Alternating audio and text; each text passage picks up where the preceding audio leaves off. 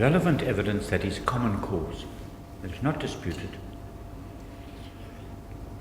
And I'm going to refer to some of it in dealing with Mr. Daniels and show how even the common cause evidence impacts upon his reliability.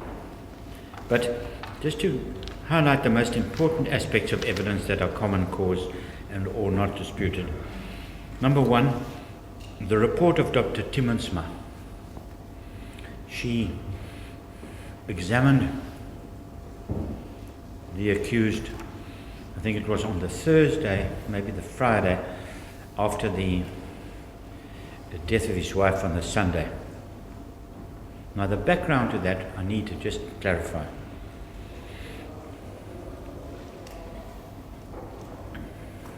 After the police arrived at the incident on the morning of Sunday, the 24th of July, 2016, Mr. Rohde and some of his family members who had arrived were closeted in a different hotel room because the room 221 had now become a police potential crime scene area, and it was cordoned off.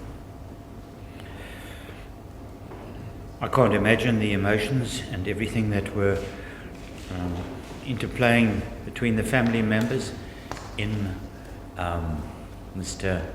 that adjacent room.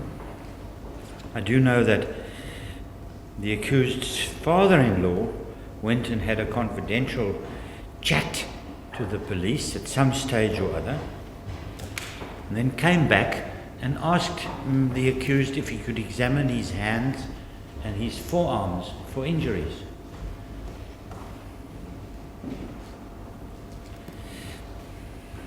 As I understand from the evidence of Dr. Khan, usually injuries to the forearms and the hands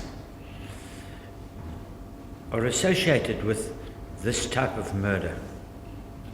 It's important to examine the accused to see if there's anything present.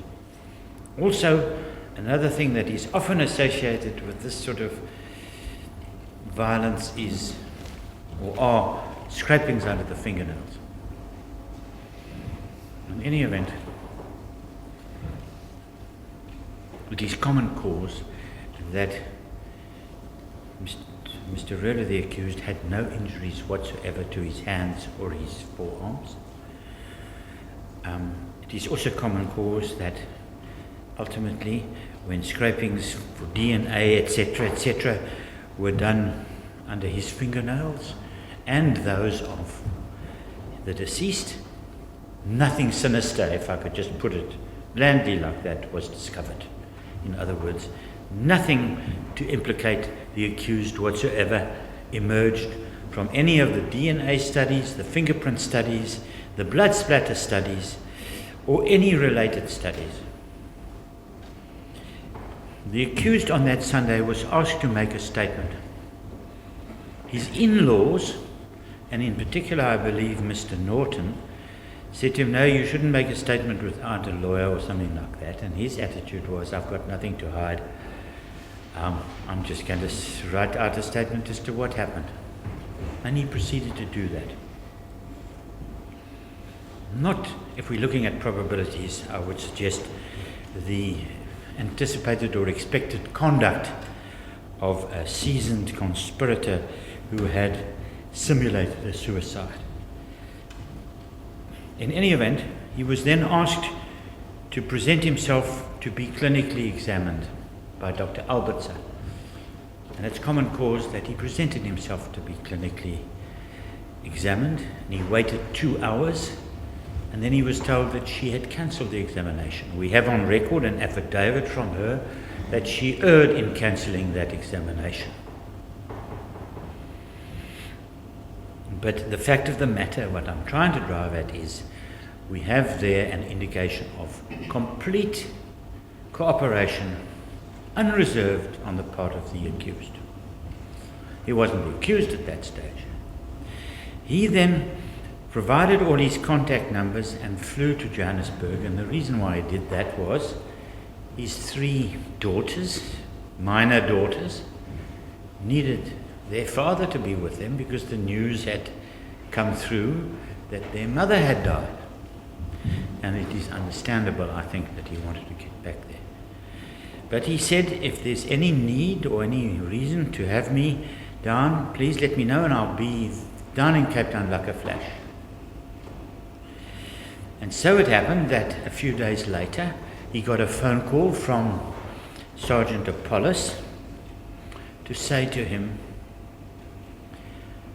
we want you to come down to Cape Town, please. We want to do an inspection of the crime scene, inverted commas, incident scene at Spuy, and we want you to point out to us and demonstrate to us what happened. So he said, sure.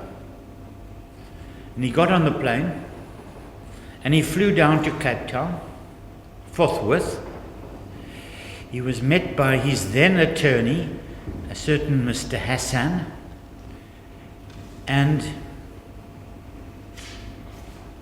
they were driving to Spuy. I'm not sure of the logistics, but I think Mr. Hassan was picking him up at the airport, but I might be wrong.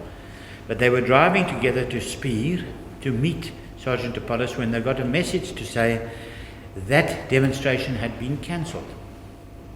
They also incidentally had prepared a draft statement, which was of course in far more detail and more legalistic, I suppose, than the one which Mr. Rohde had written in his own handwriting and which is part of the record. They had a lengthy statement for handing up to the police. So they were asked by Sergeant Apollos to come directly to the police station and not to go to Spuy. There he told them that no, Spuy had refused him permission to take the accused, Mr. Rohde, to do a demonstration there. Considering who's in charge of the crime scene, that is beyond belief. But in any event, it was cancelled. And it's a matter of record that he flew down to Cape Town. Thereupon, he was told that he was a suspect in the case. And that was just at the point when his affidavit, his lengthy statement had not yet been signed, but it was being in the process of being handed over to the police. And I believe Mr. Hassan said, well, if that's the case, we're not giving you a statement, and took it back, which is advice that I would have probably given too. And then Sergeant Apollos asked for the accused to go and see Dr. Timmensma, a specialist forensic pathologist in Wynberg at, I think, Victoria Hospital, to examine him fully. Sure, he said, cooperated fully, and he went and he was examined by her. Now, her report reflected a detailed clinical examination, and it reflected remarkably little. It showed that he had a small cut on one finger, which had apparently happened when he'd cut his finger on a vase the day before, which was corroborated by Dr. Timmensma, who said that there were no signs of healing, so it was a very, very early cut, something that couldn't have been associated with the previous Sunday. And he had 2 scratches that were so short and hardly visible that they had to be visualized through a magnifying glass on his back. And we have that record in front of us. So effectively, Mr. Rohde, the accused, had no injuries whatsoever. And it was not his fault that he was not examined on the Sunday. Then we have, as common cause, the affidavit of Mrs. Mavis Dingalabali, and she was the receptionist at Spuy who took the phone call from Mr. Rohde. She spoke to Mr. Rohde, and her affidavit is common cause. It has been admitted. She was a state witness. The state didn't call her, and they admitted the contents of her affidavit. And in her affidavit, and it's obvious why the state didn't call her, because her evidence does not corroborate that of Mr. Daniels. She says that she received a call from Mr. Rohde, room 221, and he told her the following, that his bathroom door was locked on the inside, and could she send somebody to come and assist, please, to open it. With emphasis on locked from the inside. That is admitted by the prosecution. She goes further in her affidavit and she says she then telephoned the control or the maintenance room and she spoke to Mr. Desmond Daniels. She says that in her affidavit, and that is admitted by the prosecution. Interestingly enough, Mr. Daniels says she did not speak to him.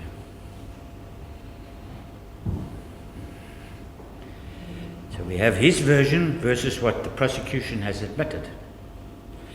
Then she says she told him that the bathroom to room 221 was locked from the inside. It's there in black and white, and that has been admitted by the state. It is not a disputed point anymore, except insofar as Mr. Daniels says he was not told that. He would have never opened the door if he'd known or if he'd been told that it was locked from the inside. That would have never happened, he said. But he was told that. And here we start with the first of the discrepancies between him and the rest of the witnesses. Mr. Daniels says he got the phone message to go and assist in room 221 at 8:15. Are you sure of that? Yes, he's 100% sure. How do you know? And his reply was, Ek werk met tyd. Ek weet. But actually, the records which have been admitted and which are common cause show that Mr. Rohde made that phone call to request assistance to the switchboard at 8:22. Now, timing is very crucial because that is 7 minutes later. It doesn't just show Mr. Daniels to be incorrect with his time, but it has other more important consequences. One thing to bear in mind here, of course, is that while one can excuse an error here or a mistake there or a this there, eventually the cumulative weight, when everything you say is wrong, starts to count against you. Even if you haven't got a law degree and aren't highly educated. No? I'm sorry, I'm just trying to understand your line of submissions. We're still dealing with items which are common core. Yes. Okay. And as I deal with each one, I'm trying to show the relevance. Now, Mr. Daniels said, I've really believed that he's been coached and egged on, and his story has been expanded, and words have been put in his mouth to the point that he's utterly confused. I don't really see him as an inherently dishonest person who's trying to mislead anything. I would lay blame at the feet of the investigating people in this case. In any event, he says it takes him 5 to 6 minutes to get from the maintenance room or wherever it was to get to room 221. Now, when he says ek werk met tyd, they produced, first of all, just one page of his notebook. When I asked for the entire notebook, it was eventually handed in and these were handed in as exhibits JJ1 and JJ2. But for a man wat met tydwerk, as far as I could see in the entire notebook, it was the only time that had been recorded in the whole notebook. Not just that, but it was recorded in a place that didn't make sense. It didn't make sense in terms of any sequence or chronology. The inference being, somebody coached him into writing that note to make his story look more authentic. Because the time is wrong, the message is meaningless, the place in the notebook is absurd, and for somebody who wat met tydwerk, he got his time wrong. Not only that, his notebook doesn't reflect any times. But anyway, he now arrives at room 221, and we get to the next item that's common cause, and that is the affidavit of William Lee. And that was also handed up. And William Lee, I think William is just a South African version of his Chinese name. He happened to be an employee at Sotheby's, and he was attending the Congress. But for some reason or other, he didn't know, well, I suppose this isn't strange, there's so many people attending the Congress. He didn't actually know that Jason Rohde, Mr. Rohde and his wife were in room 221, and he was in a nearby room.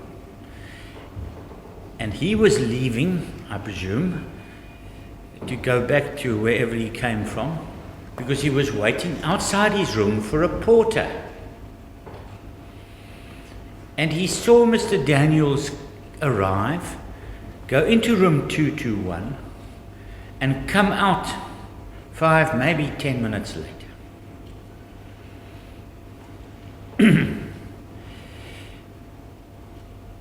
And not the 15 or 30 minutes postulated by Mr. Daniels.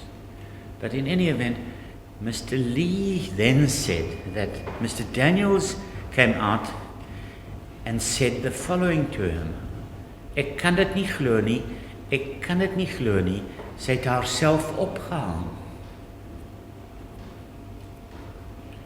Now that's a very strange thing for him to say, out of the blue, for no reason whatsoever. He now denies that he says that. And that's quite crucial. Mr. Daniels denies that he says that, but Mr. Lee says it in his affidavit, and his affidavit has been admitted, and is common cause, it's been admitted by the prosecution. But let's look at the time frame now. Gets a call at 8:22, takes 5 minutes, say, at the quickest to get there, enters the room, 5 minutes later he comes out. We're looking then at round about 8:32 in that vicinity. But when he comes out and says, sy het haarself opgehang, because of what he said, Mr. Lee then goes into room 221. And he sees a man there with his back to him.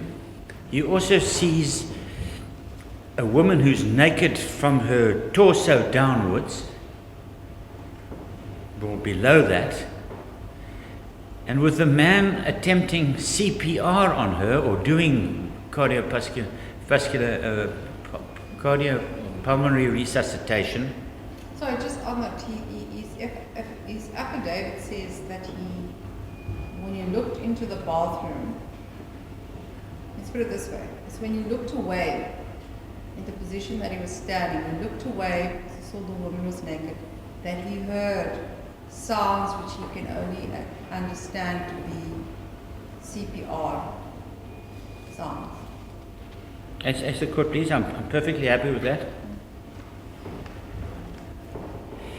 And he does refer to her nakedness from the torso downwards. I would like to just emphasize that. Yeah, he refers to her as fully naked, but he could only see her from the torso down because the man on the floor was obviously concealing what was behind that. Absolutely. So he can't say what was. Right. And he tried to speak to the person. And then he went back to the hotel for help. Okay? And then Mr. Thompson arrives, and there's no dispute that he arrived between 8:30 and 8:35. Interestingly enough, Mr. Thompson said that from where he was having breakfast, it took him approximately a minute or so to get there. Now, what we do know is when he arrived, the deceased had a bathrobe on, though it was, I think, open in the front. Now, he doesn't say she had a bathrobe. My understanding is that when he looked at photos subsequently, and the photos which is before this court, it then struck him that her arms, her forearms were actually in a row, because he said at the time he could easily have, he easily saw it as her lying against, partially on a towel. yeah, but he certainly does not say that she was not wearing a bathrobe, although he might say that her front was exposed.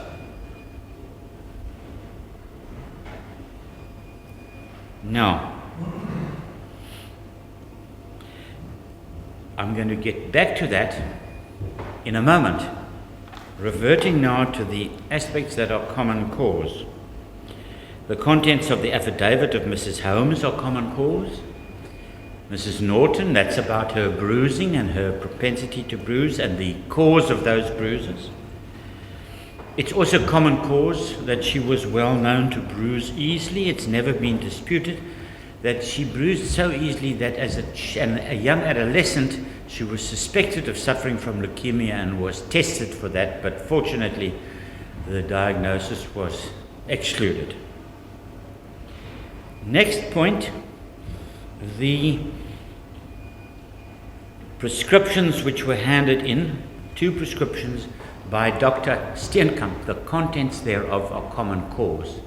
And I will refer the court to them when I deal with that aspect of the evidence to show that she was dishonest in her testimony here in court. The DNA reports and investigations are common cause. The fingerprint investigation results are common cause. And it is also common cause, or not disputed, that Sergeant Apollos, through his experience, he was motivated to do this for some reason, also inspected the drains or the drainage pipes below the wash basin in the bathroom and found nothing sinister there. Sergeant Apollos and Sergeant Adams were the main and the second investigating officer in this case, and it's common cause that they found no indication or proof whatsoever on any computers or anywhere else of any premeditated or planned murder of the deceased on the part of the accused or Mrs. Alteskaya or anyone else for that matter. And they had filed an affidavit, or Apollos had filed 2 affidavits saying that this was suspected. He never filed an affidavit saying it turned out not to be a justifiable suspicion or wasn't supported. One of the characteristics in passing of Sergeant Apollos is if he finds something favorable for the accused, he doesn't record it in writing. We also know that he interviewed Lucy, who was a domestic servant in the employ of the Rohde family in Johannesburg, with a view to eliciting a history of violence or aggression or physical conduct on the part of the accused towards his wife, and he could elicit nothing in that regard Lucy advised him that no such thing had ever occurred to her belief or knowledge. Once again, he didn't file an affidavit to that effect or a report, and for obvious reasons, because it would benefit the accused, he never filed a favourable affidavit from Lucy in that regard. It's also common cause that no other investigations or inquiries on the part of Sergeant Apollos or Adams elicited any information whatsoever of violent or aggressive behaviour on the part of the accused.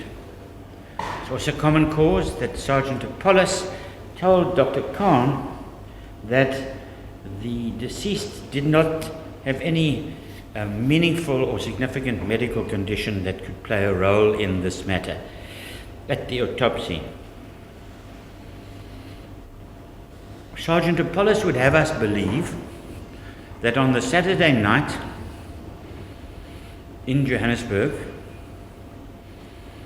while he was staying at a well-known entertainment complex in the course of his duties,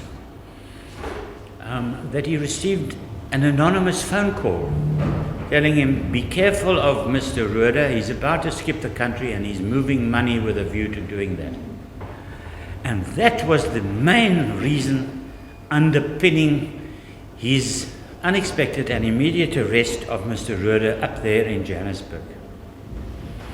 Without a warrant, in fact, so much so that the prosecutor at Randburg refused to place the matter on the roll, said it hasn't been a legal arrest. Now, that phone call, that anonymous phone call, which Sergeant Apollos allegedly received, told him that money was being moved and that Mr. Rohde was about to jump ship, become a fugitive from justice. He made inquiries, he says, he made investigations. There wasn't indication of even one solitary cent having been moved or mobilized, and there was no indication of even inquiries, let alone the purchase of tickets or other means of leaving the country. There was nothing in that. But the irony was, he couldn't tell us who made the call. And one wonders, since when do police act on the strength of anonymous phone calls like that? But that's not the biggest irony. He couldn't tell us who made the call. He said he couldn't tell us whether it was a man or a woman who made the call. I ask you, my lady, is that to be believed? Now, by the same token, he was in charge of the investigation, which involved attaching and seizing the late Mrs. Rohde's suitcase, Mr. Rohde's suitcase, his items, all her clothing. She apparently had some special garments on loan or APRO or whatever the position is. It involved attaching and removing 2 handbags. It involved her vanity case or her makeup bag, whatever one calls it. It involved taking her checkbook, or her wallet, let me rather say, with a checkbook inside, all her credit cards, all her cash, all her makeup, all her cosmetics, and on top of all of that, her personal diary, which was something she started to keep. And this cannot be disputed from the time when she first caught her husband having the affair, when she found the Valentine's Day card in his suitcase when she opened it up after his trip to Cape Town. Isn't it ironic that all of those items have vanished off the face of the earth? And Sergeant Apollos, despite numerous requests, has been singularly unable to give a satisfactory explanation for that. We are particularly concerned to get hold of her personal diary. My client never read that diary. He doesn't know what she wrote in it, but she was forever making notes as their relationship waxed and waned. And there might just be something in that diary that could assist us in this case. In particular, that might exculpate the accused. And it's gone. It's vanished. She had 2 diaries then. Yes, but we're not, the one was a large diary at her home. It was always there, and it was an appointments diary. This was a personal diary which she started to keep, and she always had it on her person. Mr. Rohde said that he can't recall seeing it in the weekend at Spuy, but she certainly didn't leave it in Johannesburg, because the whole house was turned upside down there and nothing in those lines was found. So all of this disappears and vanishes on Sergeant Apollos' watch. And then he comes with the story that he handed her personal items to Mr. Hassan without a receipt, without a note, without a written confirmation, on the basis that at the next appearance, Mr. Hassan would just confirm that in court. Well, there were 2 or 3 appearances after that, and nothing was said or done by Sergeant Apollos about those items. And in any event, the item that he described as having handed over to Mr. Hassan, if it is to be believed, was a pink suitcase, one of these small ones that goes in the cabin in an aeroplane, and that was identified by Mr. Rohde as his suitcase, not his wife's. So all of that has just vanished. Ironically, Sergeant Apollos chooses as the recipient of the items Mr. Hassan, who in the meantime has unfortunately died. Now, it's common cause that the accused made a statement to the police without legal assistance. It's common cause that his hands and arms were examined by his father-in-law and the presence of Mr. Rohde on that Sunday, and no injuries were observed. All the rest there is common cause. It's common cause that Dr. Cleveron telephoned Mr. Fitz, the attorney, and told him, I have a problem with the higher bone, and everything there is on record exhibit KKKK. It's common cause that the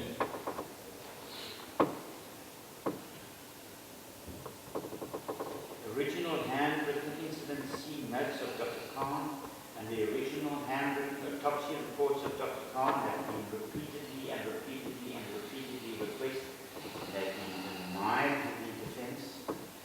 It's common cause that the email exchanges between Dr. Abrams and Dr. Khan have been repeatedly requested and they've been denied. It is common cause that Dr. Abrams didn't make a single note in regard to this matter. Of course, all of the admissions are common cause.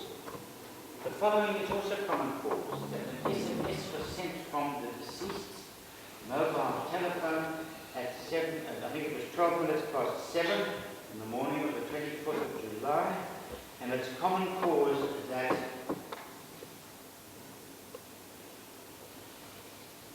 Mr. Rohde telephoned the switchboard from his hotel room to report that the door was locked from the inside at 8:22.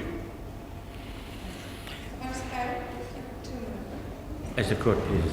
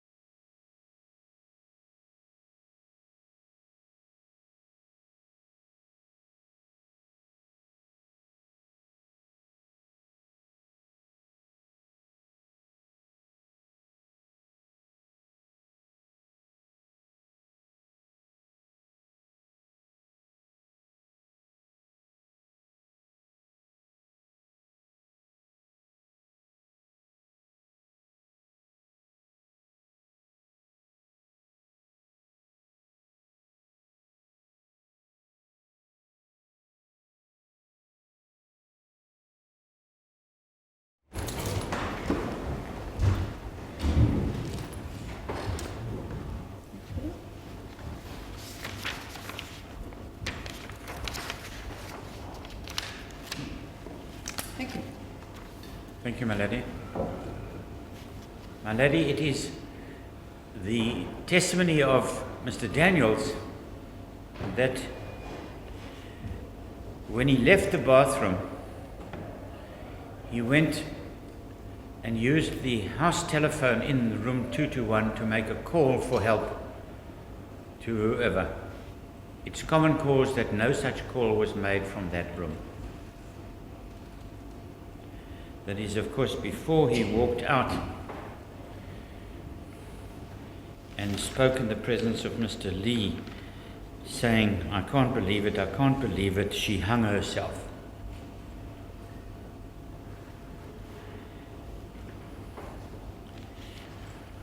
I'm told that the upshot of the evidence of Mr. Thompson was that he arrived on the scene at 8:32. But 1 minute here or there does not really make that much difference. As I've indicated already, it's common cause that the autopsy report was only provided to the defense some 9 months after the autopsy, and that is in the wake of numerous requests. And it's also common cause that when Mr. Thompson was there in the room, the electric hair iron was hanging from the left-hand inside hook in a double strand, as depicted on the photographs. That is not disputed. And then, of course, all the evidence that was not challenged and so on is undisputed.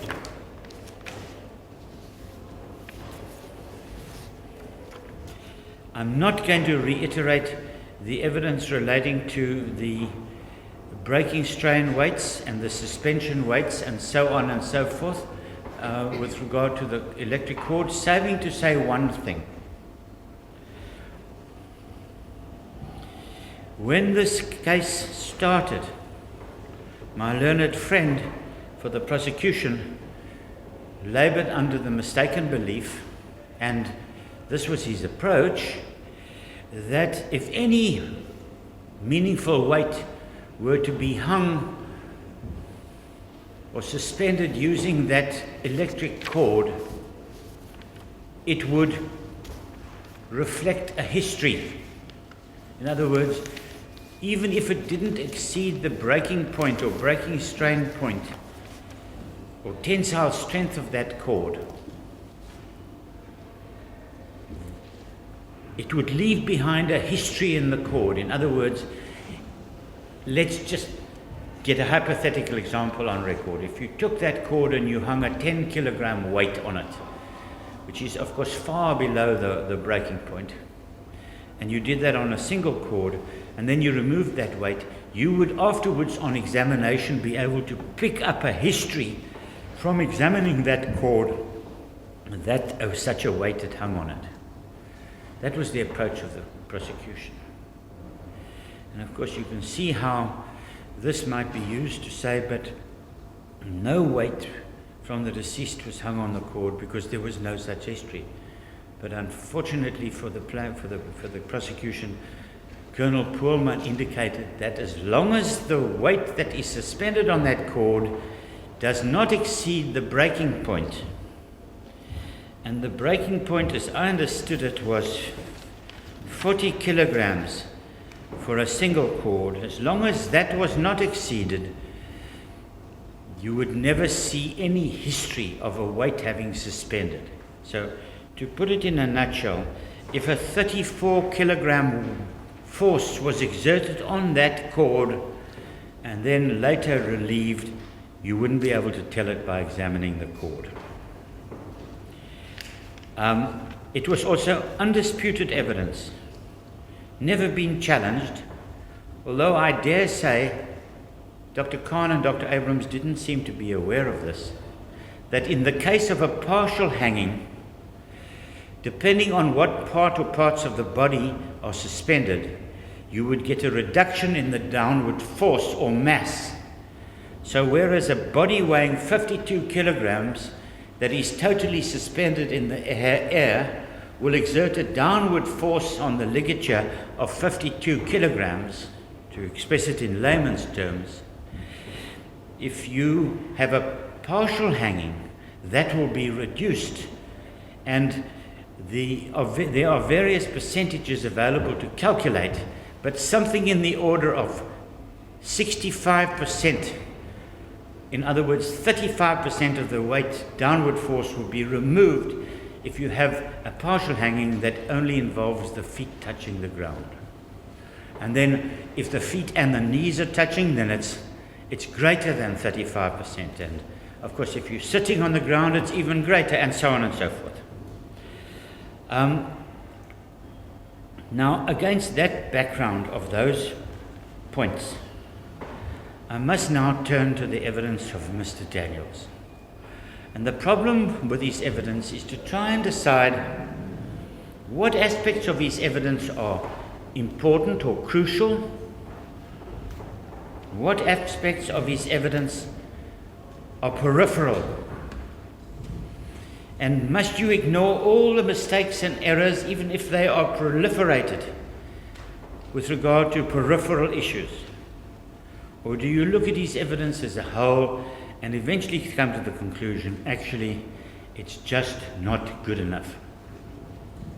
I'm tempted, when asked to comment on Mr. Daniels' evidence,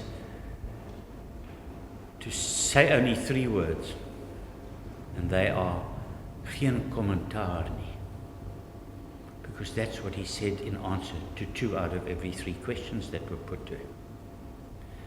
And those silences and those responses speak with 1,000 tongues. So when he told a blatant untruth, I don't like using the word lie, when he told a blatant untruth about having lunch on his own or with somebody else during the course of his testimony while he was being cross-examined, and I asked him, did you go and have lunch with somebody else? And he said, nee, hy was alleen. He even went further and he said, ek was stoksiel alleen. Remember that. As he said that, he looked at the back at Mr. Schuf. But unfortunately for him, that particular restaurant had in-house, whatever they call it, closed-circuit television. And all the images of him sitting on that date and at that date and at that time with Mr. Schuf were shown to court. Now,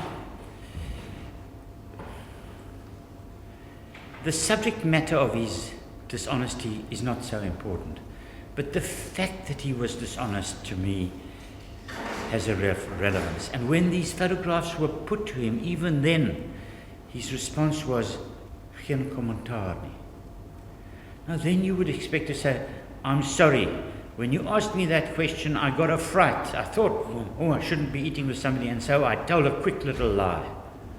It's so human. But he compounds it. Now, the problem with Mr. Daniels is my learned friend wants you to convict my client of murder and obstructing the ends of justice on the strength of him as a single witness. And if you weigh up the merits and the demerits of Mr. Daniels against the accused, then there's no contest. The general impression that I got, and I believe it is a valid one, was that testifying as he did, under unbelievably excruciating circumstances, especially if you're innocent, that the accused was a very good witness. The problem is, if you're a very good witness, then the prosecution says, oh, your evidence is choreographed. If you make mistakes so that they can't say it's choreographed, then you're a very bad witness. You can't win. Mr. Rohde didn't observe certain things. You know, if you asked me how I drove to Chambers last Thursday, what route I took, I'm not sure that I would be able to remember.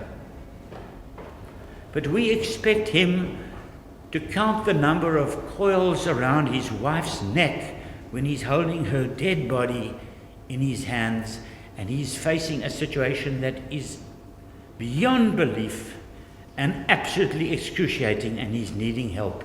And we criticize him for not seeing whether it's 1, 2, or 3 loops. That's not reasonable or fair. What I can say is every single facet of the accused's testimony has been corroborated insofar as objective external evidence like DNA, blood splatter, fingerprint, physical examination, fingernail scrapings, you name it. Violence, family violence, a non-history of that. Every single aspect of his evidence has been corroborated where it's possible. But obviously he was alone with his wife in the room. He hasn't got a multitude of witnesses to testify as to what happened. And incidentally, regarding outside witnesses, my learned friend called Miss Ammermeer, to testify, and it concerned the visit of Mr. Rohde and then later his wife to Mr. Miller's room. And just to summarize the testimony there, Mr. Rohde said he went and sat on the one bed. Very little was spoken. It was obviously a fraught situation.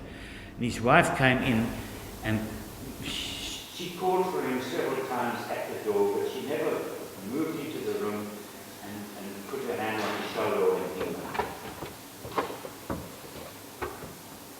That story is really corroborated by Miss Ammermeer, except she says his wife moved over and touched him on the shoulder and he left. Now, which version do you prefer? Mr. Miller then comes along as a witness and says, no, Mr. Rohde's version is correct. Then it's put to him in cross-examination, but couldn't you have had your back to them pouring drinks when she walked over to Mr. Rohde? And he said, oh, well, I suppose that's possible. I don't really think that all takes matters any further. But we have to get back to Daniels. So Daniels starts with the time wrong. His evidence about his notebook is wrong. His evidence about what message he was given was wrong. His evidence about the time of the message. His evidence about who gave him the message. His evidence about what he was told, namely that there was somebody locked on the inside. All of that he got wrong. We know that because the contrary evidence has been admitted. So he now arrives at roughly 8:27 or whatever, 8:27, 8:28, 5 or 6 minutes later.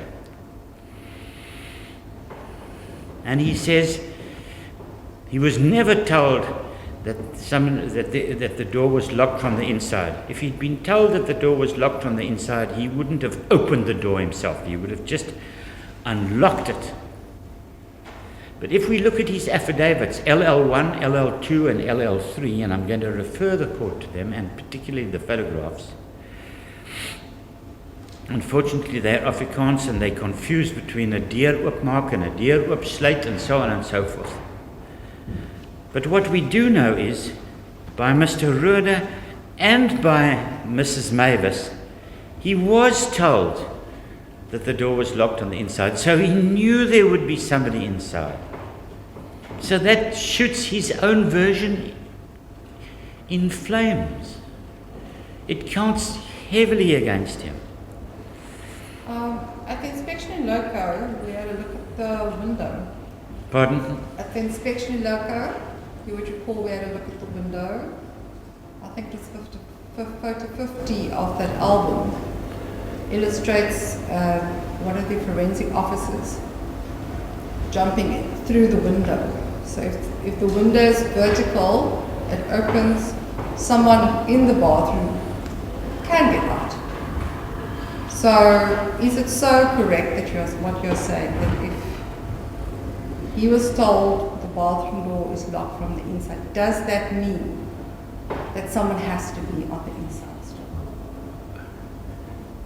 Not with absolute 100% certainty, but it's with a high degree of probability. Now, Mr. Rohde then testifies that the door could only, he opened the door and he could only open it a screw, a little bit, because his wife's body was wedged against it on the inside. I want to read what Mr. Daniels says he observed. And that's another problem serious problem that I have with Mr. Daniels' evidence. He starts off and he makes an affidavit and he says, "This is my story, and that's all I know."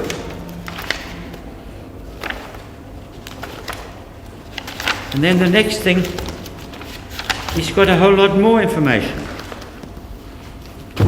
And he makes another affidavit with additional information the next day. Now what became of the words "dit is al wat ek sover kan verklaar"? But looking at LL1, his first affidavit, I see the following.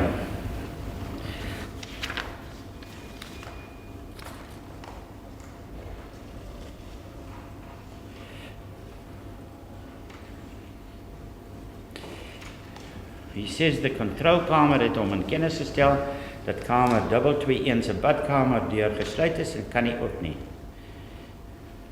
Toe ek by die kamer kom, toe sien ek daar dat die badkamer deur van binne gesluit is.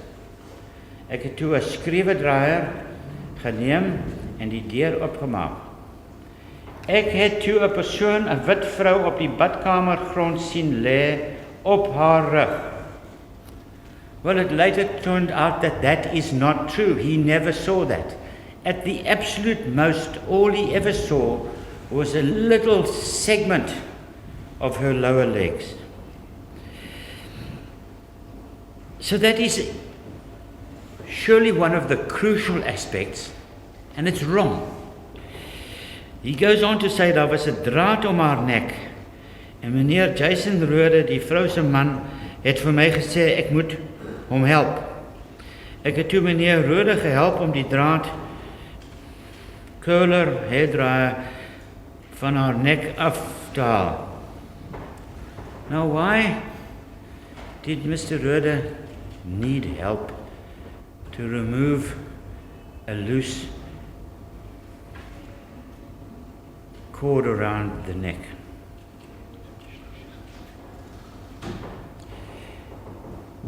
Especially if, as alleged, she's lying flat on the floor. And he says he then went out and he advised the security officers using the telephone in the room. He did not use the telephone in the room. He says die oomblik toe ek die badkamer deur oopmaak, het meneer Rohde eerst aan die badkamer gegaan. So now the story seems to me to be slightly different and more in line with the version of Mr. Rohde. He says then, toe gesien, het meneer Rohde probeer om die persoon mond tot mond asem te gee. Ek het nie weer in die badkamer ingegaan nie. Ek het die kamerfoon gebruik om die securitybeampte in kennis te stel. Now we know that he later said that he actually saw Mr. Rohde giving mouth-to-mouth respiration at a time when he was leaving the room and just glanced to his right. We know that he went outside, and we know as a fact that he said to Mr. Lee, I can't believe it, she's hung herself. Now, why would he say that? And he actually now, for obvious reasons, denies that he said that. I want to take the court now to a crucial aspect. It was his description of events as per Exhibit LL3. And my lady, it's not my intention to go through every single chapter and verse of Mr. Daniels' evidence.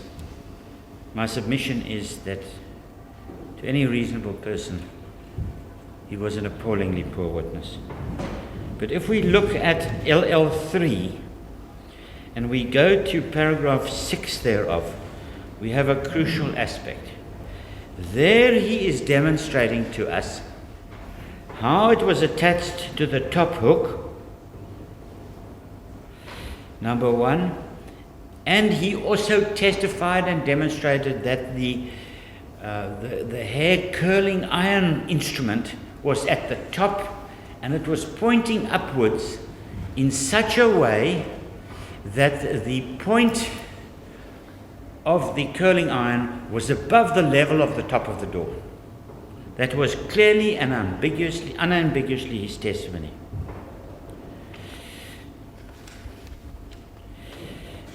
It's very important to bear that in mind. He also says that if you look at paragraph 5 of LL3, he also says, well, let me go to the picture above paragraph 5 on LL3, that Mr. Rohde held the deceased in the position as demonstrated by him, and in particular facing him, Mr. Daniels, and she was naked. Mr. Rohde says, nonsense. I held her so that she was facing me. And she wasn't naked, she had on a toweling gown. Mr. Daniels demonstrated here in picture on above paragraph number 5 in Exhibit LL3. He demonstrated here and in the previous picture he demonstrated how small an opening the door went. But what he demonstrated in the pictures above and below 5 are the wire curled at least twice around the victim's neck, and in the position in which he found it, the wire lying on the floor in which he left it. Now, he was asked to demonstrate that, and if we look at MM1, here we see the demonstration.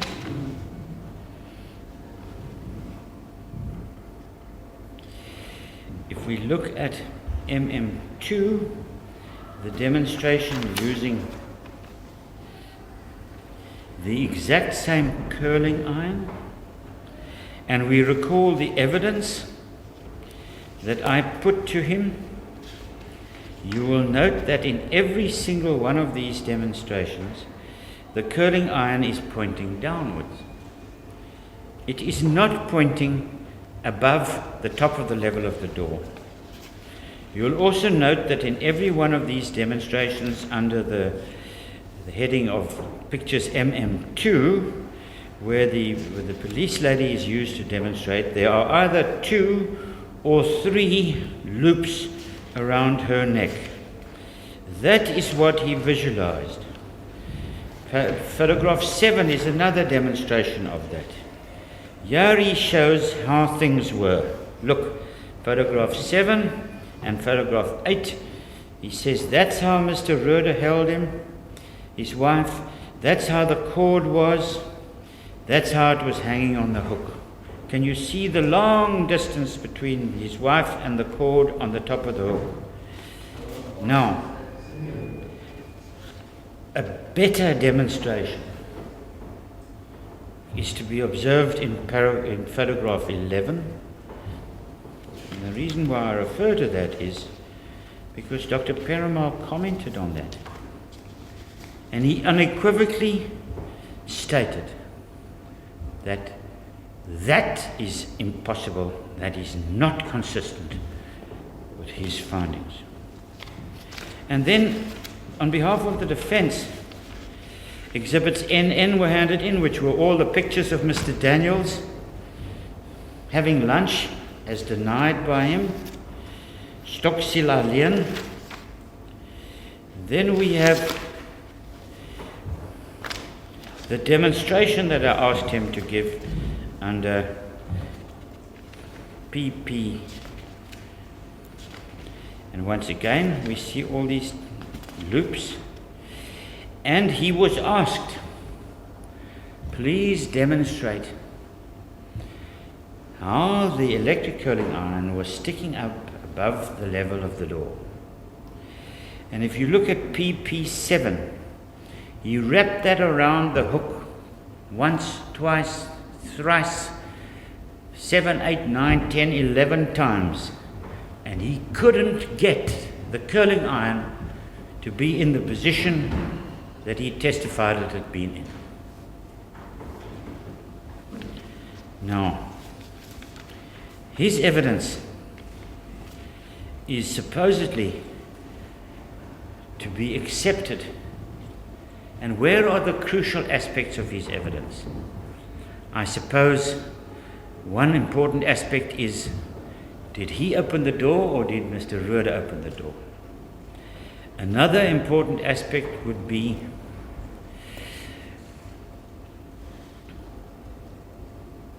was the curling iron placed as he says it was? Or has he got that wrong?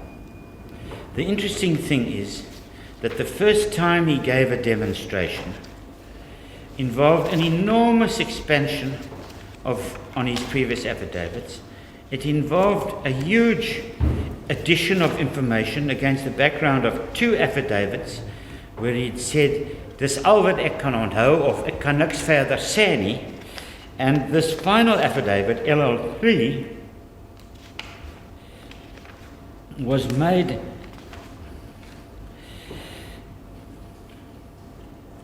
some 4 or 5 months later. It was made on the 9th of November 2016. Now, usually memory doesn't improve with time. But the problem is his demonstration doesn't work. So what are the key parts of his evidence? That the accused was naked, that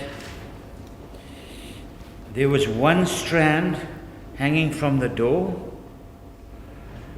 and that he opened the door first. I can't think what else would be key. I know all the other errors and things that he made. My learned friend will argue, oh, you can ignore all of those. And there are scores of them. I've just picked out a few. You can ignore all of those because those aren't central to the issue. But can we ignore all of them and his impossible demonstration? And can we ignore the fact that every time he was confronted with a fact or a proposition and he was cornered, he replied by saying, geen commentaar nie. My impression is that he was told, if you can't answer or if it's a difficult question, just say geen commentaar nie. That's also part of coaching. So where do we start and where do we end believing him? And does he fulfill the requirements of a single witness? Is he clear and satisfactory in all material respect? I just want to end this because I'm not going to deal further with Mr. Rohde as a witness. I think his evidence was, in the circumstances, I shouldn't even say that. I think I should say, despite the circumstances of being innocent and being accused of the horrific crime of murdering your wife, I thought he was an exceptionally good witness. Wasn't perfect, but he was close to it. He was close to being, he made an incredibly favorable impression, and one of the things that came through so strongly was he didn't deny his responsibilities or the sins that he'd committed. He didn't try and shy away from the fact that he was an adulterer. He didn't try and evade responsibility for being the underlying cause of his wife's committing suicide through his affair, his extramarital relationship with a colleague. He took blame. He accepted responsibility. But what he did say was, I might be an adulterer, but I am most certainly not a murderer. And I found his testimony in that regard open. It had the ring of truth about it, and I found it impressive. If I were in such a situation, touch wood, it will never happen. But in such it can happen to an innocent person. I can see it. I wonder if I would be as good a witness. No. You were innocent. My Let's lady? hope you were innocent. Beg your pardon? Let's hope you would be innocent, Mr. Well, I would be innocent. But I actually did give evidence once in a case, and I was quite a poor witness, I was told afterwards. My lady, I've said enough about Mr. Daniels. I cannot believe that he passes the test of proof beyond reasonable doubt. And I want to just ask a couple of questions. And then I'm going to deal with two issues. Very briefly, I'm going to go back to the police, and then I want to deal with the psychology and that side of things.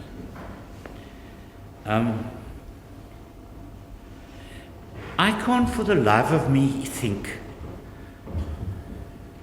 why an issue is being made of whether the deceased was robed or wasn't robed.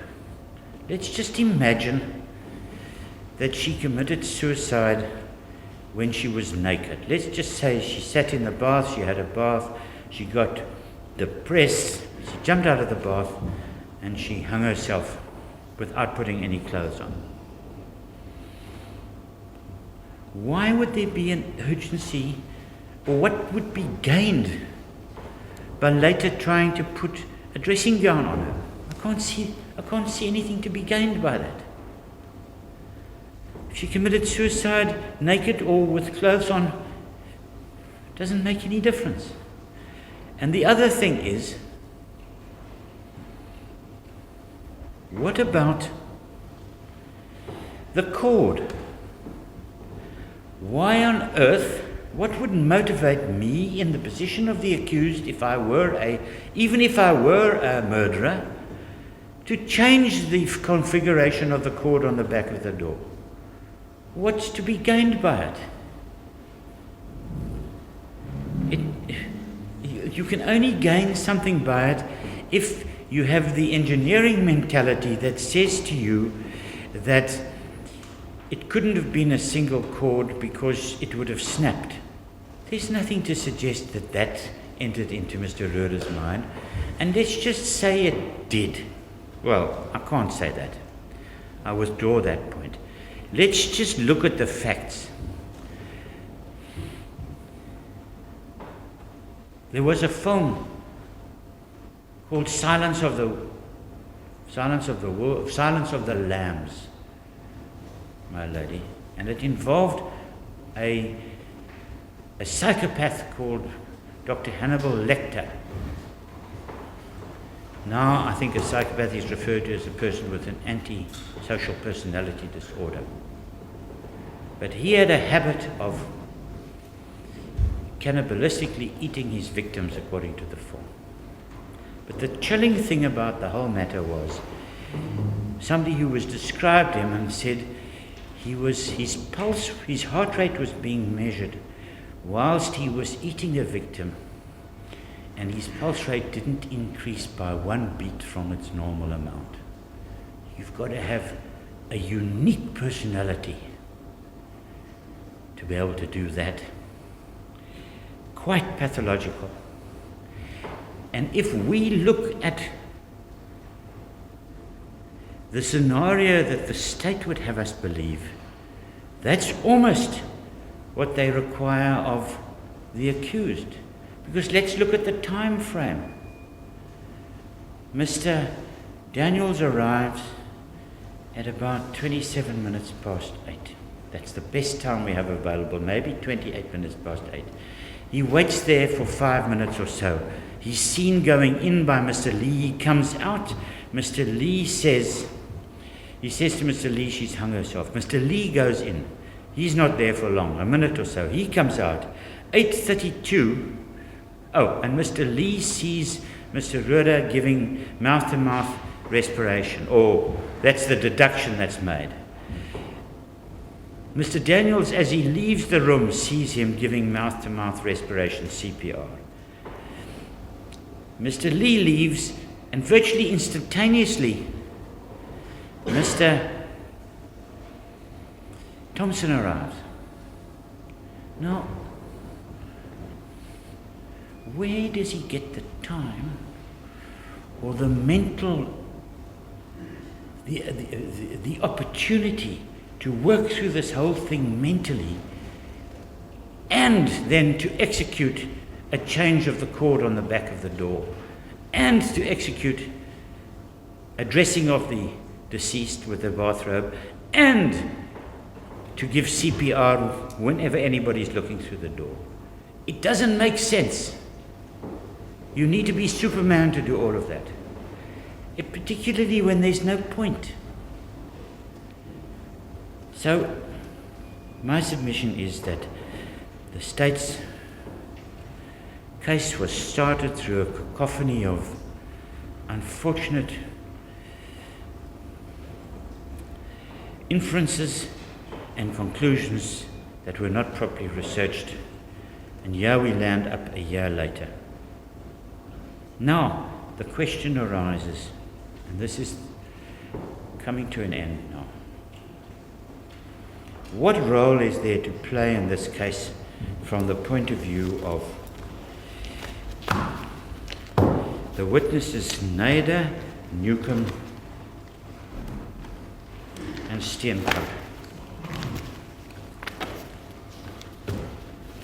If my learned friend is anything to go by, he's never come across a more impressive psychologist in his life than Mrs. Newcomb. I must say, I wasn't involved in her cross-examination, but I listened to it.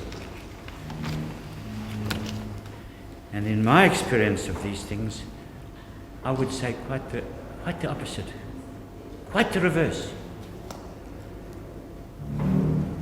An inefficient, incompetent practitioner who bumbles along on an anecdotal basis and whose practice is not in any way based on accepted norms and practices of psychology and the scientific principles underlying her discipline. Now, I don't want to go down the road at this stage of re-arguing or revisiting the special entry application. I just want to say the following. If one has regard to the report of Dr. Panieri Peter, and I do submit with all respect that she was highly qualified, well-trained, superb expert. If we go through her report and the testimony in chief as far as it went, far from agreeing with Mrs. Newcomb that there were no signs or symptoms of suicide, or depression, let me rather say, she picked out, in terms of the testimony of Mrs. Newcomb and her clinical notes, something in the order of 50 major pointers to possible depression. That's by a registered specialist psychiatrist and registered specialist forensic psychiatrist. This is her training. I might just add, Dr. Paneri Peters' modus operandi, exactly the same mutatis mutandis as she did in this case, was referred to with approval by the Supreme Court of Appeal recently. But forgetting that, the court itself can pick up those references. And despite those red lights, Mrs. Newcomb bumbled on, oblivious to the fact that her own patient, who had training in psychology, came to her because she thought she might be depressed, came to her in terms of a seminar that she had presented on suicide and the related aspects. And throughout the entire time of Mrs. Newcomb's involvement, she never once performed a formal mental status examination. She never once did a standard mental depression index test or any of those standard tests and investigations. And it's quite clear from the considered opinion of Dr. Paneri Peter that she can't say whether Mrs. Rohde committed suicide or not, but what she can say is the following, and that is that she most likely suffered from a major depression with agitation, an agitated depression. I'm a layman in that field, and maybe I'm not expressing myself optimally, but she had a mixed psychiatric pathology. Some people who are depressed wander around under the weight of the world. Others become agitated. She was in that category, active, hyperactive. And all the pointers were there. So, the huge reliance that my learned friend, in his case, plays or has in respect of Mrs. Newcomb, I really believe is misplaced.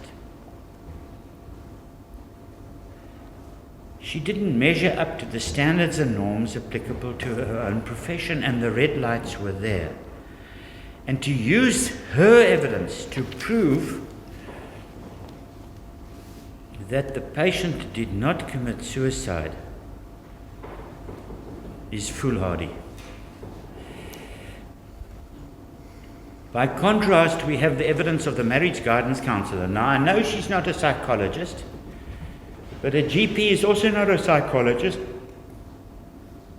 But what they say, if they're experienced, does count. And she was desperately concerned that Susan Rohde was depressed, constituted a danger to herself, required hospitalization and intensive treatment from a psychiatrist. She was desperately concerned about that. We have all her evidence here. Does that stand to be ignored? My learned friend, whose case is ultimately a classic cherry-picking exercise, chooses to say, no, we must just forget what Mrs. Nader said. But we can't forget that. She isn't there to diagnose and treat those conditions, but she can recognize them when she sees them. And when she was confronted about this, I remember her indicating that in terms of the recognized diagnostic manual of mental disorders, the DSM-5, in her view, Mrs. Rohde ticked 7 of the 9 or 9 of the 12 available boxes. And then we have Dr. Steenkamp. And I have a problem with Dr. Steenkamp. She presented herself as the paragon of general practitioner virtue. Actually, she was primarily involved in giving cosmetic treatment in the form of Botox injections and whatever to Mrs. Rohde. And I have no problem with that. But when she moved into the realm of prescribing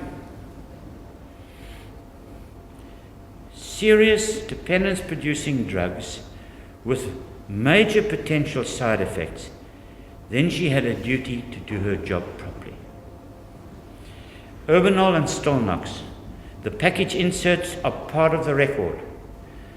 Both of them, as do all benzodiazepines to a greater or a lesser extent, have with them, because they are essentially used to treat, certainly Urbanol, to treat as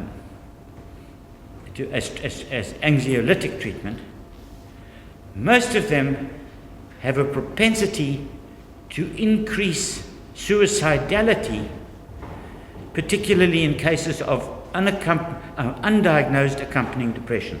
That's what the package inserts say. That is the official documentation. But Dr. Steenkamp didn't think it necessary, despite huge red lights. I don't sleep a wink, crying, so on and so forth.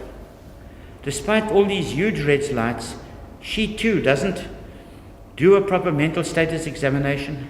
She gives the drugs without excluding depression. She says she doesn't think there was depression present. Of course she's going to say that. To have a patient commit suicide when she has an undiagnosed depression and you haven't done your job properly is a very bad thing for a practitioner like Mrs. Newcomb or Dr. Steenkamp. Clearly Dr. Steenkamp, despite being well prepared, didn't know what drugs she was prescribing or the effects of the drugs. But where I really have it against her was her management of those drugs. Supposed to be given on a very short-term basis, supposed to be very carefully monitored, supposed to be not stopped abruptly. If they are to be ended, to be tapered off, to be done under great control, and have the added problem that they are dependence producing, addictive. And look what her evidence was. Dr. Steenkamp's evidence was, no, but she used short-term prescriptions of the drugs to monitor Mrs. Rohde, so that she had to come back to get another script and then she could look at her. But with respect, that's a blatant untruth. We now have her prescriptions, which she conveniently couldn't produce. We have them. And the first prescription, DD1, wasn't for a short-term period of a couple of days or a week. It was given on the 13th of May 2016, and it was for 28 Stolnox, and it was for a month. So there was no built-in check and balance. Come back in 2 weeks' time. She was given a month's supply. But that's not the end of the matter. She then came back a month and about a month before the Congress at Spuy.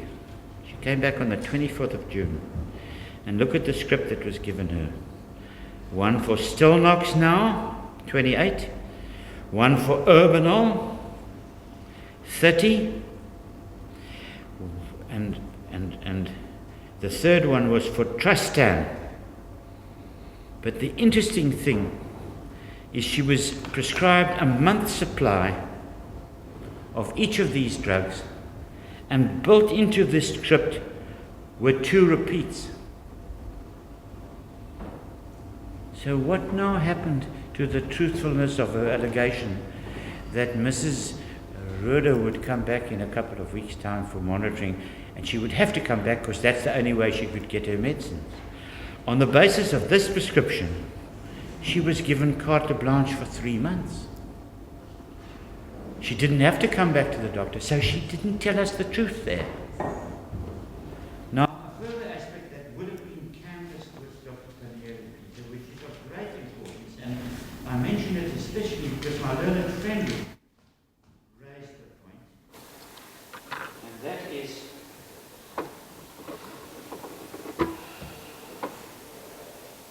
you don't stop these drugs immediately. You have to taper them off. They have, in terms of suicidality, ideation and suicide, they have a long-term ongoing effect for months and months and months after you've stopped taking them. It's not like you take them and then the suicidality aspect. There is a huge number of articles linking benzodiazepines to suicide. And many of them reflect that it doesn't stop when you stop the medicine. It takes time. I don't understand the psychiatric aspects of that. That's why we would have had an expert here. My learned friend repeatedly says, oh, when Dr. Perumal tested the deceased's body, he found no benzodiazepines. But I'm not sure that both Stilnox and Urbanol are benzodiazepines, but in any event, that means nothing. Because the effect, even if you stop taking them for a period, is ongoing. And it's even worse, as I understand the evidence that would have been led, is even worse when you take it intermittently. So, with the greatest of respect, Dr. Steenkamp did not crown herself in glory and deserves a serious rap over the knuckles. I don't believe that you can prove one way or another conclusively through SMSs and messages and so on and so forth whether a person committed suicide or not. That is for the court to decide ultimately on a consideration of all the facts. What I do believe has been shown is that she was suffering from depression for obvious reasons, very understandable reasons. You might criticize her for being a very bossy and demanding person, but on the other hand, her husband cheated on her.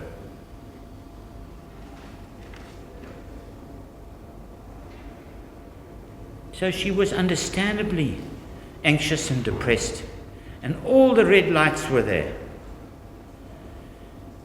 And that, in effect, was to be the testimony of Dr. Panieri Peter with regard to her and her retrospective analysis. With regard to Mr. Rohde, the accused, her retrospective analysis was she can't say what happened, but she can say, in terms of her report, he most certainly does not have the profile of somebody who resorts to violence to stop or solve a problem. He removes himself from the scene. That's his way of dealing with opposition. Non-confrontational.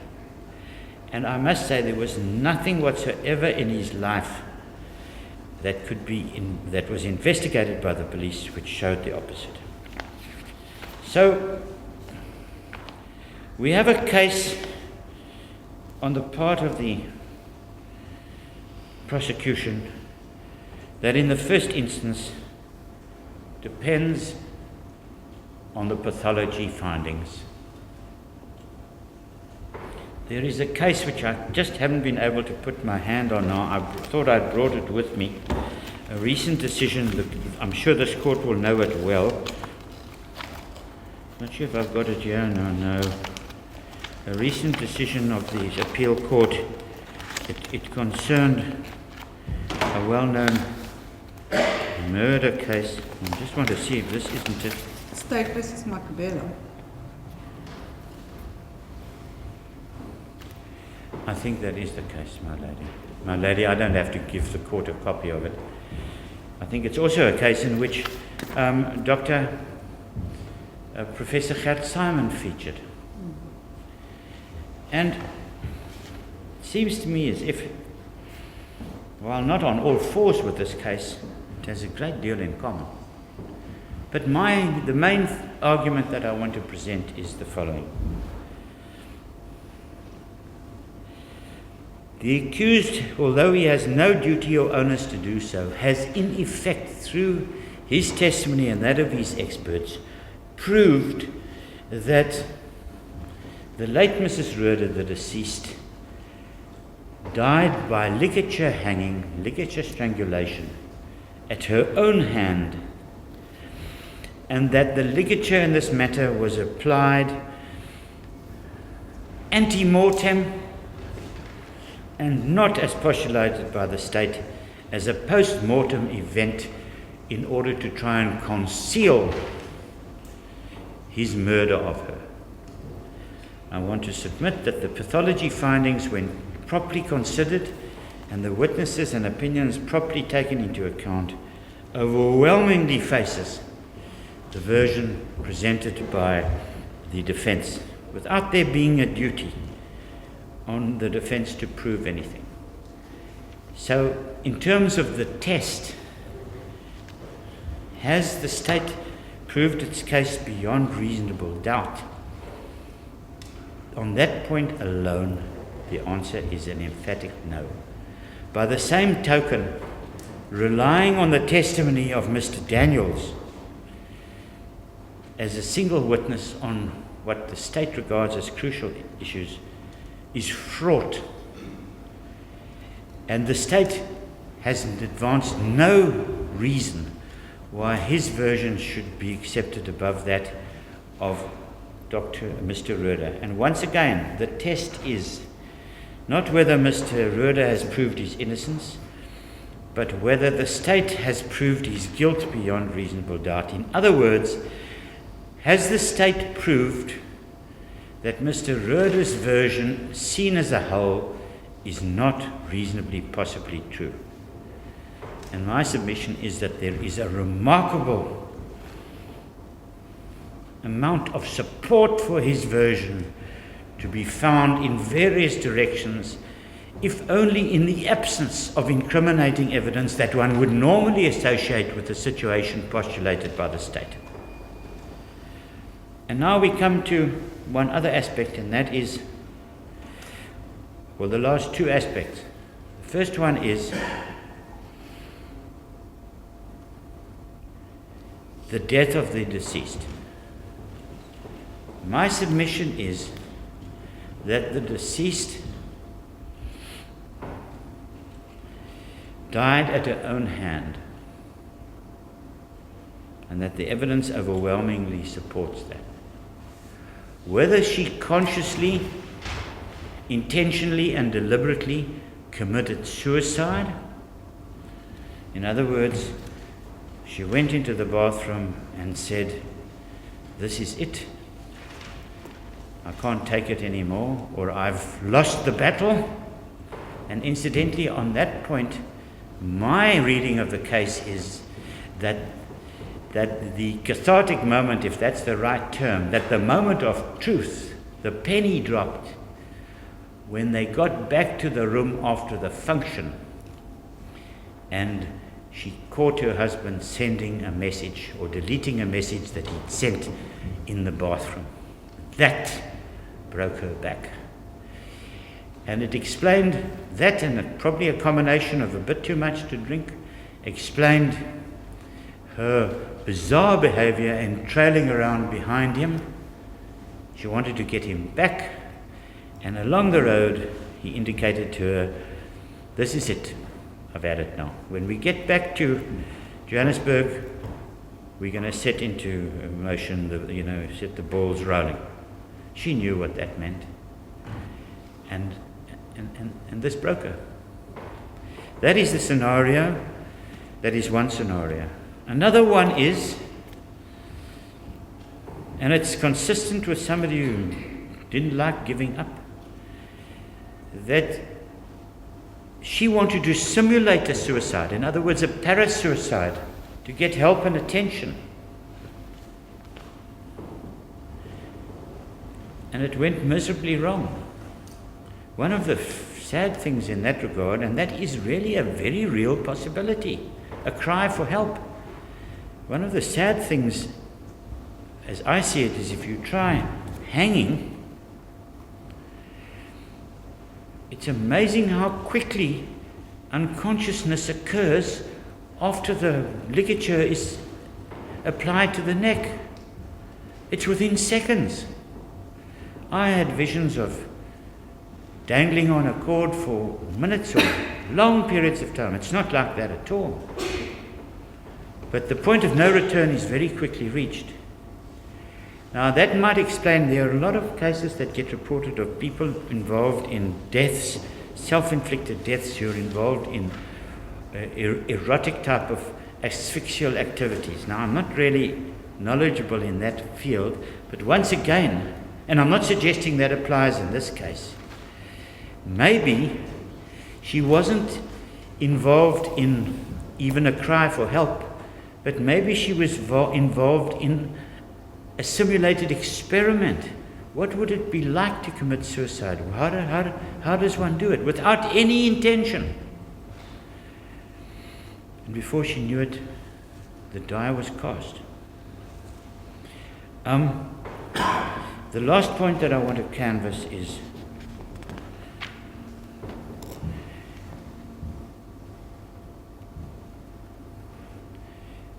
my client's treatment at the hands of the police.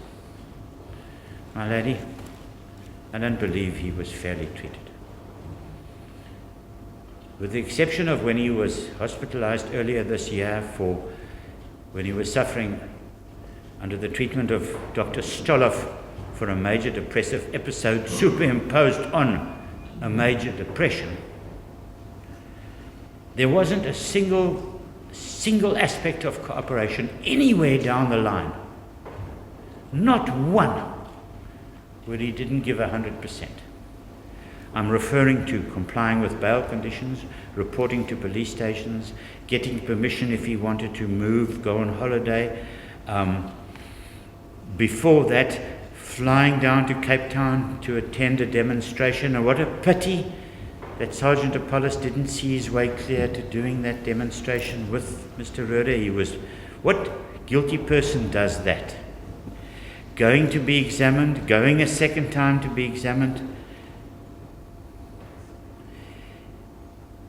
and then out of the blue, on the strength of an alleged phone call that is just so much nonsense, the investigating officers arrest him in Johannesburg and drag him in handcuffs down to Cape Town, where they lock him up in the cells in Stellenbosch. This is a man who said, if you need me down there to charge me, I'll get on the plane and I'll fly down. They had all his passports, because he has a British passport, he has an Australian passport and a South African one through his dual citizenship with Australia and South Africa. He said, I'll fly down at the drop of a hat if you want me.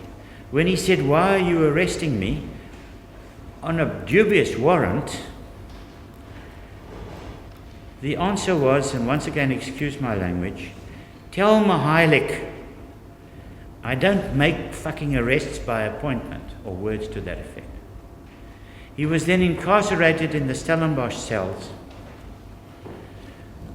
with no toothpaste, no toothbrush, inadequate food, no exercise, nothing.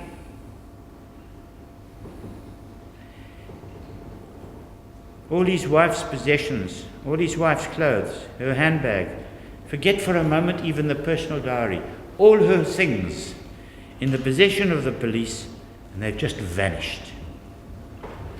Look at the police, how they've treated him. Every single investigation that they conducted in regard to him, whether it be domestic violence or anything related, information on computer of a plot that he was hatching, every single piece of evidence, information that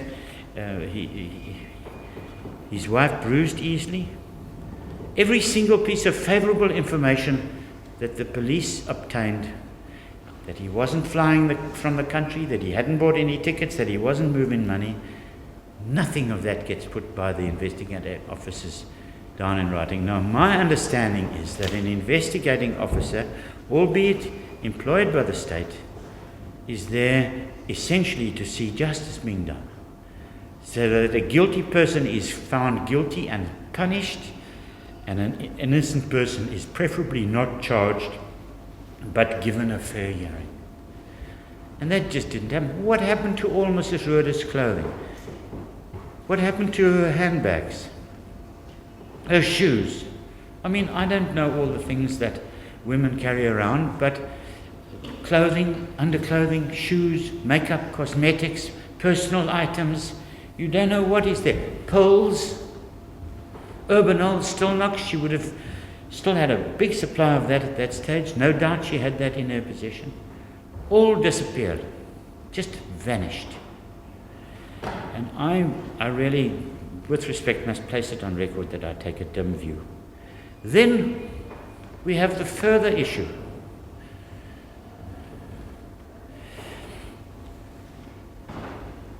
My client gets charged, and details of the autopsy findings of the state appear in the media 9 months before the defense can get hold of the autopsy report. And it wasn't as if the defense was uncooperative. The defense had by then already given a copy of Dr. Perumal's report of first instance. And with regards to respect, I must place on record that I believe that if a proper job had been done by the police, and if a reasonable job had been done by Dr. Khan, this case would not even have started. And so I conclude by asking the court, by praying the court, to find my client not guilty on both charges and to acquit him. And my lady, I have 2 minutes to spare, and now I've been asked to draw a related matter, but not related to my address, to the court's attention. And Mr. Mostert has asked me to relay this to the court and put it on record. May I address the court about this? May. And it concerns a program which appeared on television apparently. I didn't see the program, I don't know about it, I don't even know which TV channel it appeared on. But the note I have here is there has been from the outset of the arrest of the accused extensive publicity, largely through the Huisgenoot magazine and what is that word? Given certain information. And given certain of the information that came into the possession of the media, the only source could have been the South African Police Services.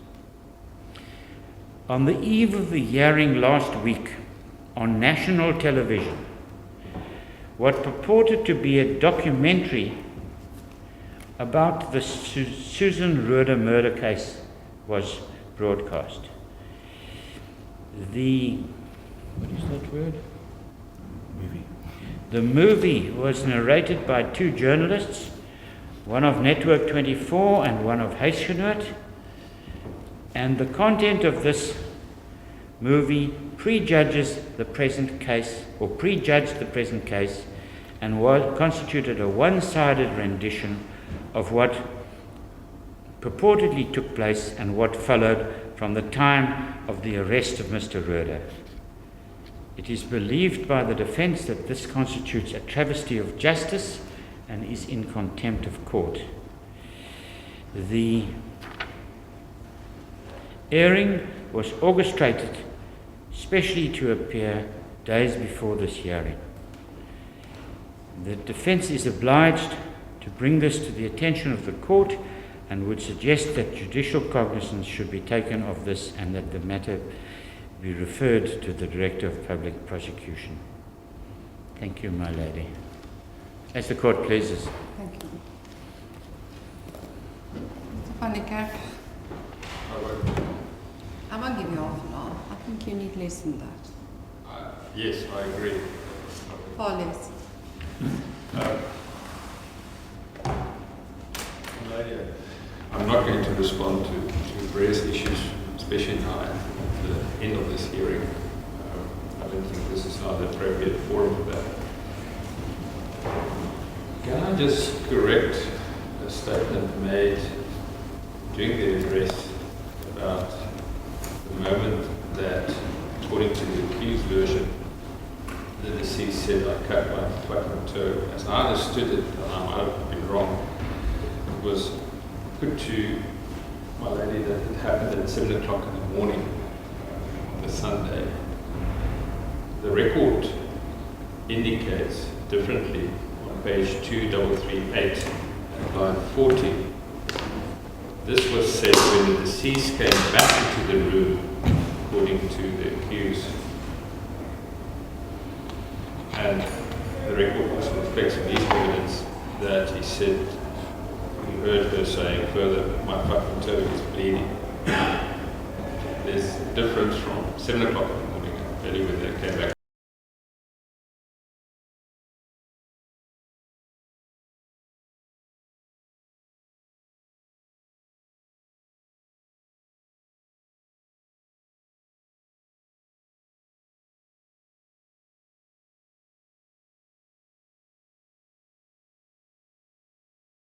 Evidence exhibits photographs put properly before this court, taken by Dr. Khan or Dr.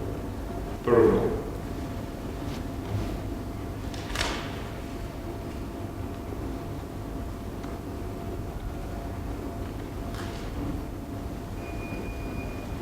Just one aspect on Dr. Loftus. He admitted initially, when I cross-examined him, that he is at a disadvantage because he was not at the first or the second autopsy. And there is a caution that needs to be placed when he interprets findings because he works on the photographs. For instance, this is all I want to say on that. At page 3239 of the record, line 22, he said, I didn't have a photo of the back, for instance, which I could comment on the ligature mark behind the back or not. He admitted that right up front when I cross-examined him.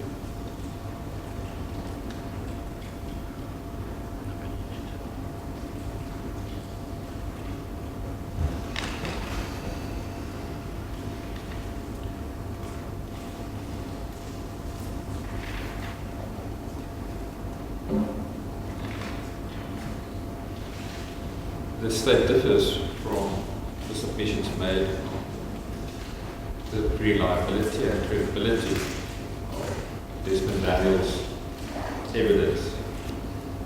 The aspect of the switchboard operated locked from the inside.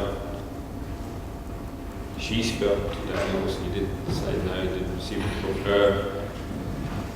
He never opened the door. To my mind, it is not material aspects as to the crucial aspect, and that is, did he saw it naked or not? Why would he lie about that? Why would he be coached to do that? There is no inference on any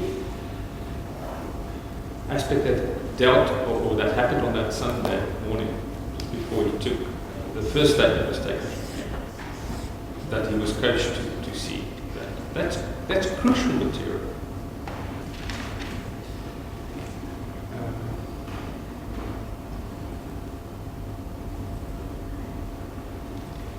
I want to underline this issue of why would the accused now stage the two-strong cord hanging. That is much more in line if one sees that hanging behind the door. It's high up from the ground. It doesn't touch the ground at all. She hanged by that. Versus, he couldn't hang her himself. That's why her legs was flat. Most likely she was sitting.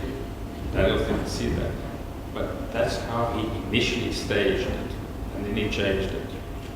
It's a logical explanation why he changed that.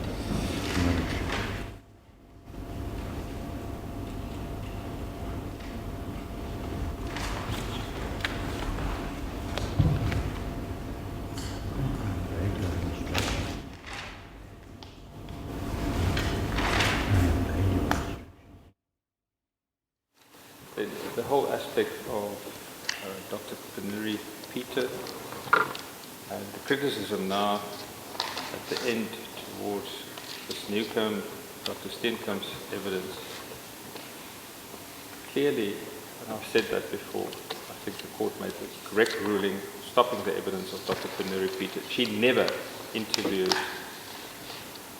either Mrs. Newcomb. Ms. Newcomb's evidence is she refused that interview, and she never interviewed the deceased. It's all irrelevant hearsay, her report based on people that we don't know even their names.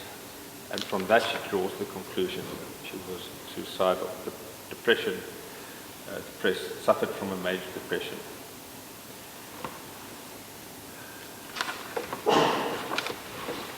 The question was posed by the court, and I want to end off with that. Why would the version of the accused not reasonably possibly be true? My submission in that regard, my lady, is on the objective facts, circumstantially. And I've gone through that, the feces, the gown, the blood, the tensile force, the pathology, and the psychology. The accused has not given acceptable explanation based on logic and based on the probabilities that his version is reasonably possibly true. I can't put it more succinctly than that. Unless there's anything else. The only aspect that's outstanding is the question which I posed to you yesterday. GG3 was a sketch by Captain Yobel. Let's put it this way. I assume that the sketch is what I must be guided at. That's the one that he signed and that he did on the day. Yes. If one looks at Exhibit B, photograph 37 and photo 38, there the B13 and the B11 is correct as I understand it. Yeah, that's in line with the sketch by Captain Yobel on the day. Yes. B37 and then B38, which is the identical photo which Captain Yobel refers to. Yeah.